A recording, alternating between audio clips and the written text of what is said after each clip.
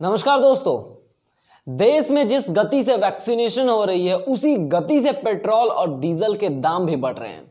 देश में जिस गति से बेरोजगारी बढ़ रही है उसी गति से पेट्रोल और डीजल के दाम बढ़ रहे हैं।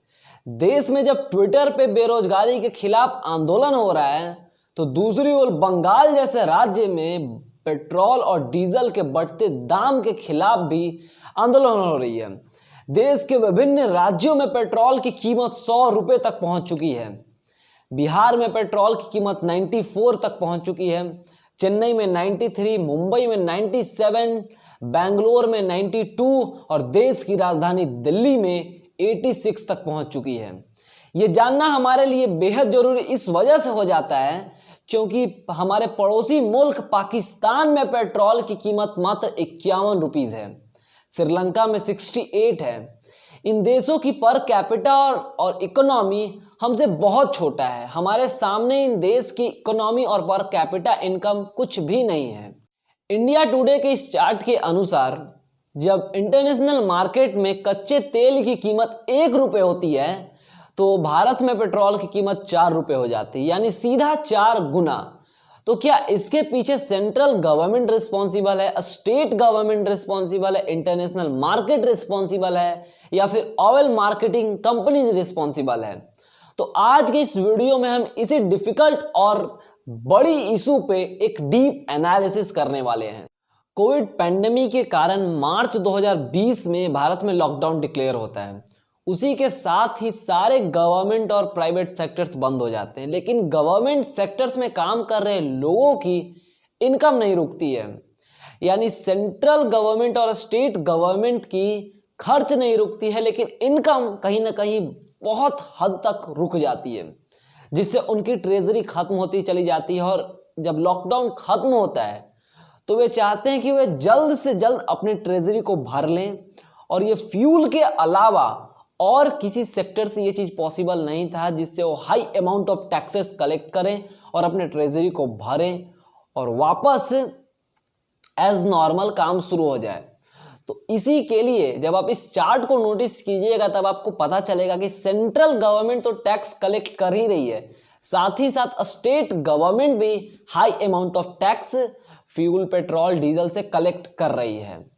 तो इससे ये जरूर क्लियर है कि सेंट्रल गवर्नमेंट अगर रिस्पॉन्सिबल 50% 60% है पेट्रोल के प्राइस बढ़ने में, तो स्टेट गवर्नमेंट भी 40% रिस्पॉन्सिबल है। भारत में पेट्रोल और डीजल की दाम का बढ़ने या घटने में केवल सेंट्रल और स्टेट गवर्नमेंट ही रिस्पॉन्सिबल नहीं रहता है, क्योंकि भारत 80% ऑफ पेट्रोलियम फॉरेन से इंपोर्ट करता है। इस कारण इंटरनेशनल मार्केट इसमें बहुत बड़ा रोल प्ले करता है।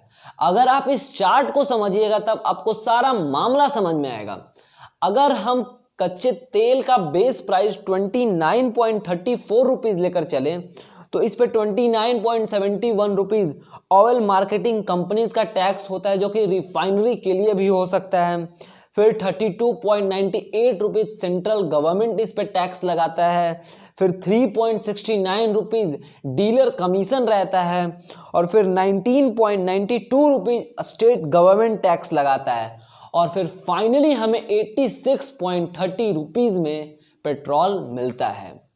तो अगर हम मई 2014 में पेट्रोल का प्राइस 71.40 रुपीज लेकर चले तो इसमें 63% बेस प्राइस है, 16% सेंट्रल गवर्नमेंट का टैक्स और 18% स्टेट गवर्नमेंट का टैक्स।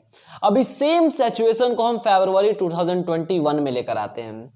अब हम पेट्रोल की प्राइस 86.30 रुपीज लेकर चलते हैं तो इसमें 36% बेस प्राइस है, 37% सेंट्रल गवर्नमेंट का टैक्स है और 23% स्टेट गवर्नमेंट का टैक्स है। यहाँ पे सेंट्रल गवर्नमेंट भी जम के टैक्स ले रहा है और स्टेट गवर्नमेंट भी जम के टैक्स ले रहा है। और अब सबसे बड़ा सवाल कि पेट्रोल और डीजल से सरकार की इनकम कितनी है। तो अगर हम अप्रैल से नवंबर 2020 की बात करें तो पेट्रोल और डीजल से सरकार की इनकम लगभग 1,96,000 करोड़ था, जो कि 2014 में केवल 99,000 करोड़ रुपीस थी। तो अगर पेट्रोल और डीजल की प्राइसेस इसी तरह बढ़ती चली गई और इसी तरह रह गई तो सरकार की इनकम 2021 तक 2 लाख करोड़ हो सकती है। तो इस वीडियो का सीधा कंक्लूजन यह है कि पेट्रोल और डीजल की बढ़ते प्राइस का कारण केवल सेंट्रल और स्टेट गवर्नमेंट है। तो अगर सेंट्रल और स्टेट गवर्नमेंट कोऑपरेट करके अपने टैक्सेस में रिडक्शन लाती है तो देश की जनता को आराम मिलेगा और फायदा भी होगा, क्योंकि पिछले 10 दिनों में पेट्रोल की प्राइस जिस तरह से बढ़ रही है, पिछले 10 साल के पूरे रिकॉर्ड्स टूट चुके हैं। तो इसका सीधा एक ही सॉल्यूशन है, corporate and reduce in your taxes. तो दोस्तों, अगर आपको मेरा काम अच्छा लगता है तो आप मुझे सपोर्ट करने के लिए मेरे चैनल को सब्सक्राइब कीजिए, बेल आइकन को प्रेस कीजिए, ताकि आगे जब भी मैं ऐसे रियलिटी टॉक्स और ऐसे इंपॉर्टेंट इश्यूज पे कन्वर्सेशन करूं तो उसकी वीडियो सबसे पहले आप तक पहुंचे।